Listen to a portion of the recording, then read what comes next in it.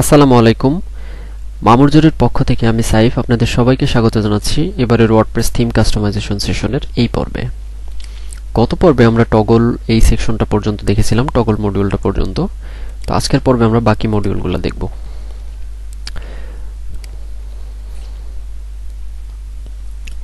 তো এখানে আছে হচ্ছে সোশ্যাল আইকন। আমরা এটার ভিতরে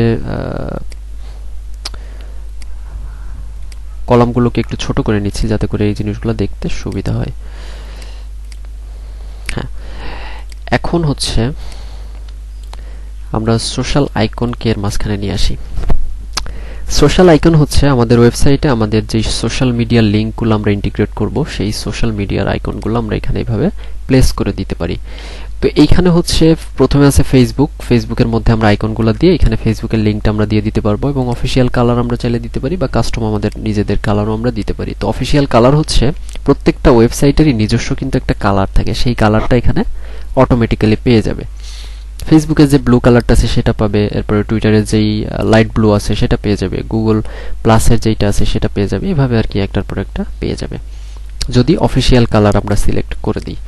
এরপরে টুইটারের যে ইয়াটা আছে অলমোস্ট সেম, এখানে আমরা টুইটারের লিঙ্কটা দিয়ে দিতে পারি, তখন টুইটারের এই বাটনটাতে আমাদের লিঙ্কটা চলে আসবে এবং কালারটা আমরা অফিসিয়াল কালার হিসেবে রাখবো গুগল প্লাস। এখন আমরা তো এখানে যেগুলো আছে সেগুলাই ইউজ করতেছি, বাট আমরা এখানে কিভাবে আমরা এই কালার ইয়াগুলো চেঞ্জ করতে পারি। এখানে যদি আমরা পিন্টারেস্ট লিখি, এই যে পিন্টারেস্টের আইকনটা চলে আসছে। আমরা যদি পিন্টারেস্টটা ইনসার্ট করি তখন দেখতে পারবো পিন্টারেস্টের যে ইয়াটা আইকনটা সেটা এখানে চলে আসছে। এরপর এখানে যদি আমরা সার্চ করি সাপোজ টাম্বলার, এই যে টাম্বলার এটা চলে আসছে।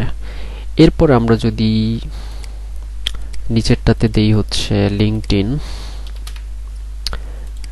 লিঙ্কডইনের বাটনটা, সেটা চলে আসছে লিঙ্কডইনের আইকনটা। এরপর একদম নিচে যদি আমরা দেই ইউটিউবের আইকনটা চলে আসছে। এখন এই আইকনগুলোতে হচ্ছে আমরা এখানে লিঙ্ক দিয়ে দিলে এই আইকনগুলোতে আমাদের সরাসরি এখান থেকে ক্লিক করার মাধ্যমে চলে যেতে পারবো। তো এটা হচ্ছে সোশ্যাল আইকন, এটা আমরা স্টাইলিং করতে পারবো। স্টাইলিং এর ভিতরে গেলে আইকনের অফিসিয়াল কালার হবে কিনা, এটা সাইজটা কেমন হবে, আইকনের সাইজ বাড়বে কিনা বা ছোট হবে কিনা, এরপরে প্যাডিং কতটুকু হবে আইকনের মাঝখানে, এরপর স্পেসিং কতটুকু হবে একটা আইকনের সেটা আমরা চেঞ্জ করতে পারি। বর্ডার রেডিয়াস এটা কতটুকু হবে, আমরা যদি 50% দিয়ে দিই তখন দেখবো যে সবগুলা একদম মানে সার্কেল হয়ে গিয়েছে, ঠিক আছে। এরপর আইকন হোভার করলে কোনো অ্যানিমেশন হবে কিনা, পালস যদি দিই তখন আইকনগুলো দেখবো যে হোভার করলে এভাবে পালস হচ্ছে, ঠিক আছে। এই অ্যানিমেশনগুলো আমরা এখান থেকে সেট করতে পারি। আর অ্যাডভান্সের ভিতরে গেলে এখানে আমরা মার্জিন, প্যাডিং এই জিনিসগুলো দিতে পারি, মোশন ইফেক্ট, ব্যাকগ্রাউন্ড কালার দিতে পারি, বর্ডার দিতে পারি, এগুলো আমরা জানি। তো এই হচ্ছে সোশ্যাল আইকনস। এরপর আছে হচ্ছে অ্যালার্টে যদি আমরা যাই, অ্যালার্টের এখানে আমরা বিভিন্ন ধরনের অ্যালার্ট শো করাতে পারি। ইনফো, সাকসেস, যারা বুটস্ট্র্যাপ নিয়ে কাজ করেছেন তারা অ্যালার্ট অপশনটা ভালো বুঝবেন। এটা হচ্ছে আমরা কিভাবে করতে পারি যে আমাদের ওয়েবসাইট থেকে যদি আমাদের কোনো অ্যালার্ট দেওয়ার প্রয়োজন পড়ে যে এই জিনিসটা করলে এটা হবে বা এটা করলে এটা হবে, এই ধরনের অ্যালার্ট যদি আমাদের দেওয়ার প্রয়োজন পড়ে আমরা সিম্পলি এই মডিউলটা ইউজ করতে পারি। তো আর এখানে হচ্ছে অ্যালার্টের মধ্যে যে মেসেজটা আমরা দিব সেই মেসেজটা দিয়ে দিতে পারবো। এবং ডিসমিস বাটন, এই যে অ্যালার্টের এখানে যে ডিসমিস বাটনটা আছে একটা ক্রস চিহ্ন, সেটা আমরা দিয়ে দিতে পারি এই যে উপরে, সেটা শো বা হাইড করে দিতে পারি। এরপর স্টাইলিং এর ভিতরে যে আমরা ব্যাকগ্রাউন্ড কালার এখান থেকে চেঞ্জ করে দিতে পারি, ঠিক আছে। বর্ডার কালার চেঞ্জ করতে পারি হোয়াইট, এরপরে হচ্ছে লেফট বর্ডার উইডথ কতটুকু হবে সেটা এখান থেকে দিয়ে দিতে পারি। তো এই জিনিসগুলো আমরা ডিফল্ট যেটা আছে সেটাই রাখতেছি, ঠিক আছে। এরপরে যে মডিউলটা আছে সেটা হচ্ছে সাউন্ড ক্লাউডটা হচ্ছে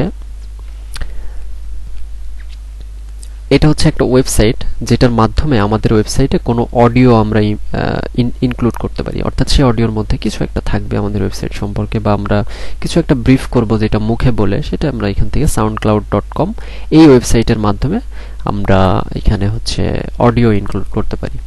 তো ভিজুয়াল প্লেয়ার যদি থাকে ইয়েস, তো এখানে দেখতে পারবো যে ভিজুয়াল প্লেয়ার আমাদের একটা প্লেয়ার সিস্টেম থাকবে, আমরা এখানে ক্লিক করলে সেই সাউন্ড আর কি এখানে বাজতে শুরু করবে, যে সাউন্ডটা বাজতেছে। এরপর আমরা যদি ভিজুয়াল প্লেয়ারটা নো করে দিই তখন দেখবো যে এখানে একটা সিম্পল একটা প্লেয়ার শো করতেছে, এখানে ক্লিক করলেই সাউন্ডটা বাজতেছে, ঠিক আছে। এরপরে লাইক বাটন, এখানে লাইক বাটন থাকবে কিনা, এরপরে বাই বাটন থাকবে কিনা, ডাউনলোড বাটন থাকবে কিনা, এই ধরনের কিছু বাটন আমরা চাইলে এখানে দিতেও পারি বা নাও দিতে পারি। এই যে লাইক বাটন, এরপরে যে শেয়ার বাটন, এরপরে এই যে প্লে অন সাউন্ড বাটন, এই ধরনের কিছু বাটন এখানে থাকে, ঠিক আছে। এরপরে কন্ট্রোল কালার কি হবে, আমরা যদি এখানে কন্ট্রোল কালারটা চেঞ্জ করে দিই, এই যে এইখানে যে প্লে বাটনটা ছিল, প্লে বাটনের কালারটা চেঞ্জ হয়ে গেছে, এই যে এখানে এই যে বাটনটা চেঞ্জ হয়ে যাচ্ছে কালার। এইভাবে আমরা সাউন্ড কালারটা চেঞ্জ করতে পারি। এরপরে যে মডিউলটা আছে সেটা হচ্ছে শর্টকট। আমরা আমাদের ফ্রি থিমের প্রজেক্টে দেখেছিলাম যে আমরা যখন ফর্ম অ্যাড করেছিলাম প্লাগইনসের মাধ্যমে কন্ট্যাক্ট ফর্ম 7 এবং WP ফর্মস দিয়ে, তো সেখানে কিছু শর্টকট আমরা পেজের সরাসরি এডিট অপশনে গিয়ে পেজের মধ্যে আমরা শর্টকটগুলো দিয়ে দিয়েছিলাম, ঠিক আছে। তো সেই শর্টকটগুলো আমরা চাইলে পেজ বিল্ডারের এই মডিউলটা ইউজ করে আমরা এখানেও দিয়ে দিতে পারি। এই যে এখানে যদি শর্টকটটা দিয়ে দিই তখন হচ্ছে এখানে সেই শর্টকটে যেই ডাটাগুলো থাকবে সেই ডাটাগুলো এখানে চলে আসবে, ঠিক আছে। এরপরে যে অপশনটা আছে সেটা হচ্ছে HTML। আমরা যদি HTML মডিউলের ভিতরে এখানে কোনো HTML কোড লিখি, সাপোজ এখানে আমরা h1 বা h2 দিস ইজ হেডিং, এইটার মধ্যে আমরা HTML এর মাধ্যমেও আমরা চাইলে কোনো কন্টেন্ট অ্যাড করতে পারি, কোনো ডিজাইন অ্যাড করতে পারি, যেটা আমাদের এখান থেকে সরাসরি শো করবে। তো এখানে যদি আমরা স্টাইল কালার হবে হচ্ছে গ্রে, তখন দেখতে পারবো যে এটার কালার চেঞ্জ হয়ে যাচ্ছে। আমরা যদি কালারটা রেড দিই বা ইয়েলো দিই তখন দেখবো যে কালারটা চেঞ্জ হয়ে যাচ্ছে, ঠিক আছে। এই যে তো এইখানে আমরা HTML কোডিং এর মাধ্যমেও সরাসরি আমরা কন্টেন্ট অ্যাড করতে পারি, সেটা হচ্ছে কাস্টম HTML বা HTML এই মডিউলের মাধ্যমে। এরপর একটা অপশন আছে সেটা হচ্ছে মেনু অ্যাঙ্কর। মেনু অ্যাঙ্করটা কি, আমরা যদি একটু এটার জন্য আলাদা একটা সেকশন নিই, সেকশন নিয়ে সেটার মাঝখানে আমরা মেনু অ্যাঙ্করটাকে একটু নিয়ে যাই। এই যে এইটা হচ্ছে সম্পূর্ণ মেনুর উপরে ডিপেন্ডেন্ট, অর্থাৎ মেনুতে আমাদের যে ইয়াগুলো থাকবে, অর্থাৎ এখানে এই যে মেনুতে যেই অপশনগুলো থাকবে, যে পেজগুলো থাকবে, এই পেজের আইডি ধরে আমরা এখানে কিছু কন্টেন্ট বা কিছু জিনিস আর কি শো করাতে পারি, কিছু মেটা ইনফরমেশন শো করাতে পারি, ঠিক আছে। আর এখানে যে একটা মেসেজ দেখাচ্ছে, this ID will be the CSS ID you will have to use in your own page without hash. অর্থাৎ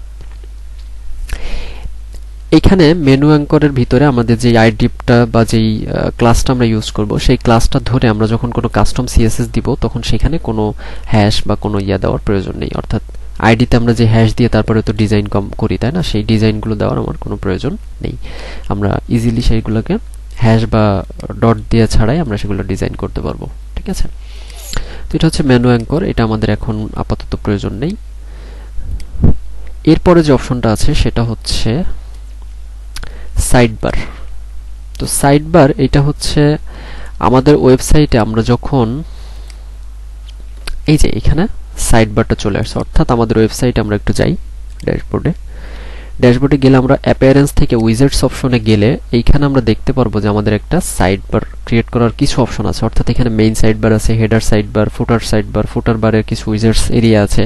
তো মেইন সাইডবারের ক্ষেত্রে এখানে যে সার্চ অপশন আছে, রিসেন্ট পোস্ট আছে, রিসেন্ট কমেন্টস আছে। আমরা যদি আর্কাইভগুলো একটু উঠাই দিই, এখন আমাদের ওয়েবসাইটে কি আর্কাইভ আছে, ক্যাটাগরি আছে, মেটাও আছে, ঠিক আছে। তো আমরা এখান থেকে মেটা উঠাই দিই, ক্যাটাগরিটাকেও এখান থেকে উঠাই দিই, আমরা just recent comment, recent post এবং সার্চ অপশন এই তিনটা রাখতেছি। এখন যদি আমরা এটাকে একটু আপডেট দিই, আপডেট দেওয়ার পরে আমরা যদি এখন আমাদের ওয়েবসাইটটা একটু রিলোড দিই, আমরা দেখতে পারবো যে এখানে জাস্ট আমাদের উইজেটসে যে অপশনগুলো ছিল, সার্চ অপশন, রিসেন্ট পোস্ট এবং রিসেন্ট কমেন্ট, শুধুমাত্র সেইগুলো এখানে সাইডবার হিসেবে চলে আসছে। তো আমাদের এই পেজের মধ্যে কোনো জায়গাতে স্পেসিফিক ভাবে যদি কোনো সাইডবার দেখানোর প্রয়োজন পড়ে, আমরা সিম্পলি এইখানে যে সাইডবারগুলো আমরা ক্রিয়েট করব উইজেটস অপশন থেকে অ্যাপিয়ারেন্সের, সেই সাইডবারগুলো আমরা চাইলে এখান থেকে আমরা এলিমেন্টরের মাধ্যমেও শো করাইতে পারবো। এটা হচ্ছে সাইডবার উইজেটের কাজ। আচ্ছা, এরপরে যে অপশনটা আছে সেটা হচ্ছে রিড মোর। রিড মোরের কাজ কি? রিড মোরের ভিতরে আমরা জাস্ট একটা রিড মোর টেক্সট দিয়ে রাখতে পারি, যে এটাই যে এখানে একটা নোট দেখাচ্ছে যে this widgets only effect theme that use the contained in archive page. অর্থাৎ এটা আর্কাইভ পেজের ভিতরে দ্য কন্টেন্ট, এটা হচ্ছে পিএইচপির একটা ফাংশন, আমাদের থিম ডেভেলপমেন্টের ক্ষেত্রে কাজে লাগে। দি কন্টেন্ট একটা ফাংশন যেটার মাধ্যমে পোস্টের বিভিন্ন কন্টেন্ট বা বিভিন্ন কন্টেন্ট আর কি এটার মাধ্যমে আমরা তুলে আনতে পারি। তো এটা হচ্ছে সেই ফাংশনের কিছু কাজ। তো এটা আমাদের এখন প্রয়োজন নেই, এটা আমাদের ডিজাইনের ক্ষেত্রে এখন কাজে লাগবে না। আমরা যখন থিম ডেভেলপমেন্ট করব বা ডেভেলপমেন্টের ক্ষেত্রে এই জিনিসগুলো আমরা কাজে লাগবে। তো এই হচ্ছে এলিমেন্টর নিয়ে টোটাল যেই কাজটা। এলিমেন্টরের মধ্যে যেই মডিউলগুলো আছে সেগুলো আমরা কোনটার কি কাজ সবগুলোই মোটামুটি এখান থেকে দেখলাম। তো নেক্সট পর্বে আমরা এই মডিউলগুলো দিয়ে এলিমেন্টরের একটা ওয়েবসাইট, একটা ওয়ান পেজ ওয়েবসাইট আমরা ডিজাইন করব এলিমেন্টরের প্রজেক্ট হিসেবে। তো আজকের পর্ব এই পর্যন্তই। সবাইকে ধন্যবাদ।